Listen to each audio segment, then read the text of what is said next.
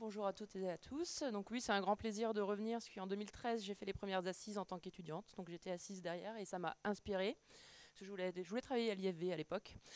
Je vais essayer d'être efficace, et ça va être le mot d'ordre de cette présentation, sur les techniques, différents leviers pour s'adapter aux vagues de chaleur. Donc tout d'abord l'Australie, j'y ai vécu 5 ans. J'y ai à peu près tout vécu. J'ai eu des inondations, des sécheresses extrêmes, des feux de forêt, les incendies de fin 2019, début 2020. Et j'ai aussi survécu aux brown snakes, là, les serpents mortels dans les vignes, les araignées. En termes de vagues de chaleur, je suis arrivée en janvier 2015, je suis sortie de l'aéroport. La première semaine, on m'a envoyé dans les vignes, il faisait 45 degrés, température de l'air mesurée sous abri. Et donc, pendant ma thèse, j'ai cherché un certain nombre de définitions sur les vagues de chaleur. Elles sont variables en fonction des pays, des organismes, mais en gros, on pourrait définir ces périodes, c'est des périodes de grande chaleur anormales pour le lieu ou la saison. Donc une vague de chaleur peut arriver en hiver. On a eu 15 degrés hier à Bordeaux, et on peut avoir 45 degrés en Australie, par exemple. Mais ce qu'il faut retenir, c'est que les températures pendant ces vagues de chaleur vont être très élevées à la fois le jour et la nuit. Il ne va pas y avoir de décharge de cette température.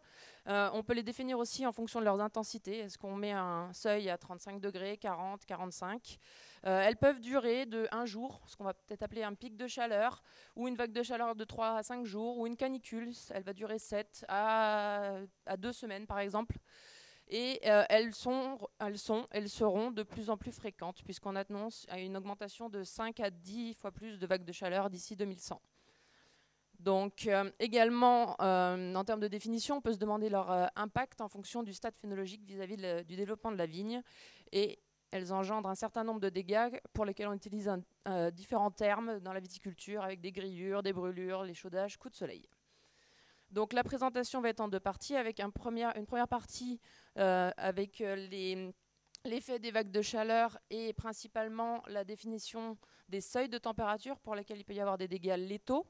Et la deuxième partie sera sur l'utilisation des différents leviers. Et donc, voici quelques exemples de dégâts. Parfois, pour certaines vagues de chaleur, il peut y avoir une association avec la température, la lumière et également la disponibilité en eau. Donc ici, on a un exemple, je ne vais pas réussir à le faire marcher, de vigne avec une contrainte hydrique forte qui est caractérisée par une défoliation intense des feuilles basales. Et donc, on le voit bien ici, mais les grappes peuvent rester intactes dans ce cas-là. A l'inverse, un stress thermique intense, comme avec ces photos qui ont été prises en France, dans le Languedoc en juin 2019, une journée de température extrême, quel que soit le statut hydrique de la vigne, peut créer ce type de dégâts, avec l'impression qu'on a mis un sèche-cheveux juste devant les vignes, ça a tout brûlé, et en plus, donc on a généré des dégâts au niveau des grappes. Et donc voilà quelques exemples de stress lumineux. Donc pendant une vague de chaleur, il peut y avoir une plus forte luminosité avec une augmentation de la quantité et de la qualité de la lumière. Et donc pour certains cépages noirs, il peut y avoir une décoloration avec une dégradation des anthocyanes. Et pour les cépages blancs, un brunissement avec des phénomènes d'oxydation au niveau de la pellicule. Également, donc, pendant un stress thermique, donc là avec une combinaison lumière et température, on peut voir sur des grappes avant véraison l'apparition d'un brunissement au niveau de la pellicule. Et généralement, ça amène à une dessiccation, un flétrissement total, donc une perte d'eau.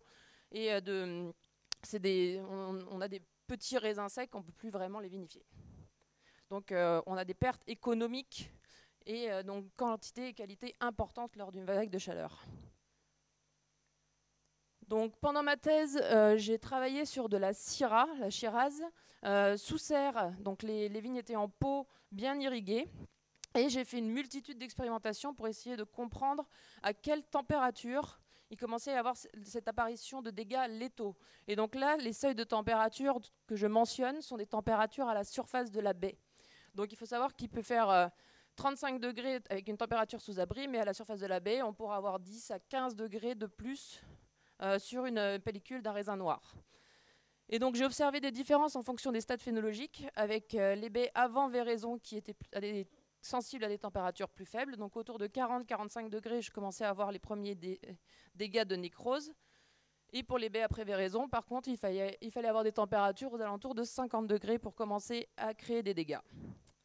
Depuis la fin de ma thèse en 2020, il y a eu des expérimentations menées par Geisenheim et Washington sur du Riesling. Et donc là, c'est du Riesling planté aux États-Unis en conditions réelles, avec des irrigations variables. Et ils ont également montré que les seuils de température pour le Riesling étaient aux alentours de 50-52 degrés. Également, il y a l'importance donc de l'intensité de la température et de la durée.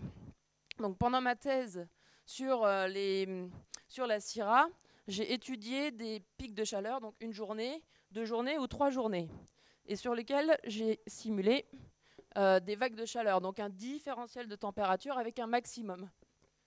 Selon le maximum atteint, j'ai obtenu des résultats assez variables. Donc les températures ambiantes, mon témoin non traité avait un maximum à 36, température élevée à 45 et température très élevée avec un maximum à 55. Pour les 2 premières conditions ambiantes élevées, pas de dégradation et pas de nécrose, quelle que soit la durée. Par contre, pour une température très élevée, j'ai vu apparaître des nécroses, que ce soit une journée ou 3 journées de vagues de chaleur, et ce a entraîné des dégâts irréversibles avec une dessiccation complète des baies et des rafles. Les expérimentations sur le Riesling ont également donné cette relation importante entre la durée et la température, avec une exposition à 47 degrés qui peut créer des dégâts donc si les baies sont pendant 1h30 à cette température. Par contre, si la température atteint 54 degrés, il suffit de 15 minutes pour que les baies soient nécrosées. Donc ça peut arriver très vite. Donc, sachant cela, l'idée de cette deuxième partie, c'est de faire un inventaire, bon, il n'est pas exhaustif, mais d'avoir le catalogue des leviers d'adaptation pour pouvoir réfléchir comment les utiliser et voir un petit peu, avoir un esprit critique sur leur seuil d'efficacité. Donc ils sont nombreux les leviers d'adaptation, et pour aujourd'hui je vais me focaliser sur la partie vigne, avec dans un premier temps un aperçu assez général des leviers à court, moyen et long terme, donc ceux qu'on peut déployer immédiatement au vignoble, ou ceux qui seront à penser pour le futur. Et donc avec notamment l'adaptation du matériel végétal, des modes de conduite, la gestion des sols, l'adaptation spatiale et les autres techniques avec les innovations, l'agroforesterie. Donc c'est assez large. Je vous propose ici un inventaire, donc c'est issu des travaux publiés, donc c'est plus récent, c'est 2012, publié par les Australiens, parce qu'ils ont mené 10 ans de recherche suite aux vagues de chaleur extrêmes de 2009. Il y a eu 10 ans de recherche vraiment sur ce sujet. Et 2012 étaient les prémices des premiers résultats. Et donc, en Australie, ils arrivent à prédire une vague de chaleur à peu près 3 jours en avance. Donc, c'est un peu comme pour le gel.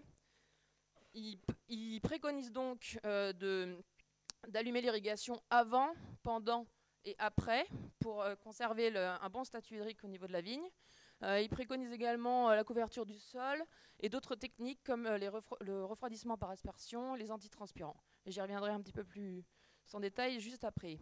Et également, il est très important de préserver la quantité de vendange et donc de préserver les grappes de l'exposition et des radiations du soleil et donc de minimiser la température à leur surface avec la gestion du feuillage, les voiles d'ombrage, toutes les crèmes solaires possibles, les antitranspirants, et penser donc à la couleur du raisin ou à la compaction des grappes et à leur stade comme facteur aggravant. Un premier levier à long terme sur lequel je vais passer rapidement, mais avec un exemple, surtout donc pour Irolégui, il existe des cartes de variabilité climatique sur lesquelles on peut observer qu'il y a des zones plus froides ou plus chaudes, donc qui peuvent indiquer des zones de plantation future ou des zones qui pourraient être à risque. Et également, on peut imaginer aussi caractériser la variabilité spatiale à l'échelle d'une propriété avec parfois des fonds de vallée qui auront donc des problèmes de gel mais moins de problèmes de grillure, et à l'inverse des parcelles en coteaux qui auront des températures plus fortes. Je vais aller rapidement aussi sur Vitiliance. Donc voilà l'exemple du démonstrateur qui a été sélectionné en Corse et qui avait pour objectif principal de combattre ces problèmes de vagues de chaleur, puisque eux, ils sont le vignoble le plus au sud de la France. Et donc, ils ont combiné un certain nombre de leviers, dont le changement de localisation, avec une augmentation de l'altitude. Donc, au lieu des vignobles à une centaine de mètres, ils sont à 800 mètres. Et par contre, qui dit altitude, dit aussi changement d'autres paramètres. Donc, la combinaison des leviers en réadaptant le porte-greffe et la densité était nécessaire. À long terme également, donc il y a une connaissance croissante sur l'orientation des rangs, avec ici une illustration des températures qu'il peut y avoir sur les grappes en fonction de l'orientation et du côté exposé. Donc en généralement, l'exposition nord-sud est la plus commune, et par contre les grappes qui sont exposées à l'ouest sont exposées au plus chaud de la journée. À l'inverse, pour les expositions est-ouest, les raisins exposés au sud sont exposés toute la journée et il peut y avoir un phénomène d'acclimatation puisqu'elles ont eu chaud dès le matin. Au moment le plus chaud de la journée, elles sont même un petit peu plus à l'ombre que les grappes exposées à l'ouest et donc elles peuvent bénéficier d'un petit peu plus de protection. Donc ça, c'est à réfléchir soit pour évaluer des critères de risque en fonction des vignes en place ou alors pour les futures plantations. Également, donc pour les leviers à court terme, j'ai essayé de récolter des informations sur les seuils d'efficacité. Donc, on a bien compris que les nécroses pouvaient apparaître à des températures autour de 40, 45, 50 degrés à la surface de la baie. En général, dans les recherches, il y a eu beaucoup de données sur les températures de réduction au niveau des grappes, mais c'est de la température de l'air, du feuillage, sous abri. On peut également classer ces mêmes techniques, si la donnée est disponible, en fonction de la réduction de la température des feuilles en surface et théoriquement à la surface de la baie. Et donc on retrouve ici les grandes techniques, avec par exemple donc, les manipulations de la canopée et le feuillage qui ne va pas réduire la température de l'air, mais par contre qui peut amener de l'ombrage et réduire de 10 à 15 degrés la température à la surface de la baie. Donc, si on prend donc les méthodes d'ombrage, quelles qu'elles soient, naturelles, filet, agrivoltaïsme, agroforesterie, en principe, et ici on voit avec le graphique en violet les grappes exposées qui sont montées presque à 45 degrés par rapport aux grappes à l'ombre qui sont seulement à 35 degrés, un gradient de 10 degrés, et c'est des données de Bordeaux de cet été, été 2024, il n'a pas fait si chaud que ça. Donc on voit bien qu'on retrouve cette différence de température importante quand les grappes sont exposées, donc il est vraiment important de les protéger. Donc une manière naturelle de les protéger, puisque la manière la plus simple et la moins coûteuse, c'est d'utiliser le meilleur parasol de la vigne, donc c'est les feuilles, avec par exemple une diversité de modes de taille, modes de conduite. Donc mode de taille, en Australie, ils ont travaillé beaucoup sur les interventions minimales, la non-taille. Il y a un exemple ici de conduite en Smart Dyson, et également la possibilité de jouer avec les fils de relevage. Et notamment, il y a certains viticulteurs qui commencent à dépalisser leurs vignes juste avant une vague de chaleur, et pour pouvoir créer ce système d'ombrage.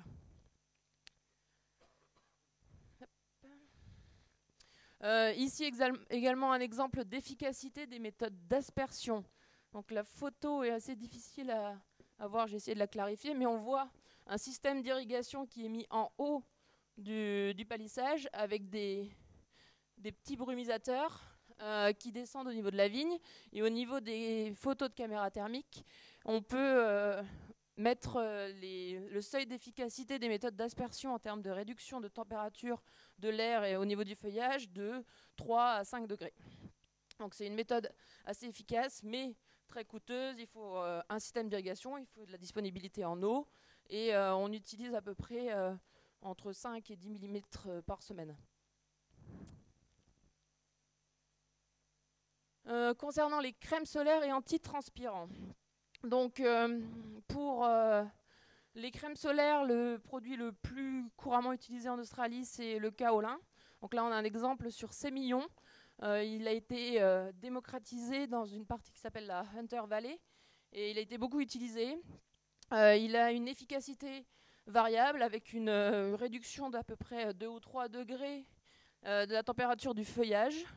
J'ai pu observer parfois quelques dégâts de rayures, ça arrive, donc ça dépend de la qualité de la pulvérisation et également de l'intensité de la vague de chaleur. J'accélère. Et également, il y a l'application d'antitranspirants qui a été étudiée avec la molécule pinolène, par exemple. Et donc, ces produits ont un effet probant sur le feuillage. Ils réduisent souvent la transpiration. Indirectement, du coup, ils vont augmenter le rendement. Mais par contre, il y a des effets variables sur les raisins. Et ils ont été en test aussi pour voir s'ils pouvaient avoir un effet lors des feux de forêt pour limiter les risques de gouttes fumées, qui est aussi un aléa climatique pour lequel on n'est pas tout le temps épargné. Et il y a eu des essais aussi d'effeuillage précoce, donc quitte à effeuiller dans des zones où il y a des risques de pression sanitaire. Et donc là, ici, c'était des essais dans une zone avec un peu plus de température fraîche pour l'Australie. Donc quitte à effeuiller, ils préconisaient d'effeuiller précocement du côté est pour primer, acclimater les raisins. Et donc sur le millésime 2019, où il y a eu plus de 17 jours avec des températures supérieures à 40 degrés dans cette zone fraîche, ils ont quand même observé que l'effeuillage précoce engendrait moins de dégâts que de l'effeuillage tardif, bien sûr, et cela permettait quand même de limiter les dégâts. Donc là, on a un petit galopin qui nous donne la hauteur des vignes. Donc un kangourou fait à peu près 1 mètre de haut. Donc on voit que les vignobles australiens sont quand même favorisés pour avec les vignes hautes et larges. Et en effet, donc on parlait du gradient de température. Donc voilà un exemple de mesure de gradient observé au niveau de Bordeaux avec les travaux de Laure de Rességuier qui a observé jusqu'à 1,4 degré de différence à 1,20 m. Et finalement aussi, il y a des réflexions sur les différences de température qui peuvent être créées par les couverts végétaux, puisque la couverture du sol, la couleur du sol vis-à-vis de l'albédo peut impacter fortement les températures au niveau des grappes. Et donc il y a eu un début d'expérimentation avec la Chambre d'agriculture dans l'Hérault qui a observé jusqu'à 5 degrés de différence entre sol enherbé et sol nu. Et nous, dans le Bordelais, pour l'instant, on observe très peu de différence de l'ordre de 0,5 degrés, mais plus chaud à 30 cm du sol sur un sol enherbé. Donc on va continuer les recherches. Et donc pour aujourd'hui, je mets le mot d'ordre pour vous attirer sur les paramètres critiques pour la survie des baies, qui sont l'intensité des vagues de chaleur, la durée d'exposition, le stade phénologique, parce que je n'ai pas parlé de la floraison, mais des fleurs exposées à des températures supérieures à 35 degrés vont moins bien nouer. Et il y a des grosses pertes de rendement aussi qui peuvent arriver avec des vagues de chaleur très précoces. Et donc j'espère vous avoir donné un certain nombre d'éléments pour évaluer l'efficacité des leviers qui sont disponibles, puisqu'ils sont très variables. Et donc c'est à vous maintenant de vous approprier les leviers, de choisir selon le coût, l'eau, l'efficacité et la vitesse de déploiement.